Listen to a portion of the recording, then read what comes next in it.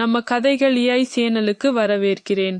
வணக்கம், நான் உங்கள் தாரா. இன்னைக்கு நம்ம பார்க்க போற கதை கடவுளின் கையில் உள்ள பந்து வாஸ். மறக்காம சப்ஸ்கிரைப் பண்ணுங்க நம்ம சேனலுக்கு. உள்ள பந்து சுந்தரம் ஓர் எளிய விவசாயி. அவர் உயிராய் நேசிக்கும் மகள் மாலா 10 வயதுக்குள் இருந்தே உடல் நல குறைவு கொண்டிருந்தாள். அவளை பார்த்து அவர் தினமும் இறைவனிடம் வேண்டிக் கொண்டு, என் மகளின் துயரத்தை நீக்குங்கள் என்றான். ஆனால் மாலாவின் நிலைமை நலமாகவில்லை. ஒரு நாள் சுந்தரம் ரொம்பவே துவண்டு போன போது அக்கிரமணத்துக்கு சென்றார். அங்கு ஒரு பெரிய பவளம் போல ஒளி வீசும் ஆலயம் இருந்தது. அந்த ஆலயத்தில் கண்மிக்க சாமி இருந்தார். சுந்தரம் அச்சாமியின் அருகே போய், ஐயா, நான் ஏன் இவ்வளவு துயரத்தை அனுபவிக்க வேண்டும் என்றார். சாமி சிரித்து, உன் துயரம் கடவுளின் கையில் உள்ள பந்து போல.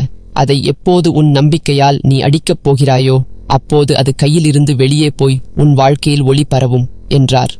சுந்தரம் மனதுக்கு ஆறுதலடைந்து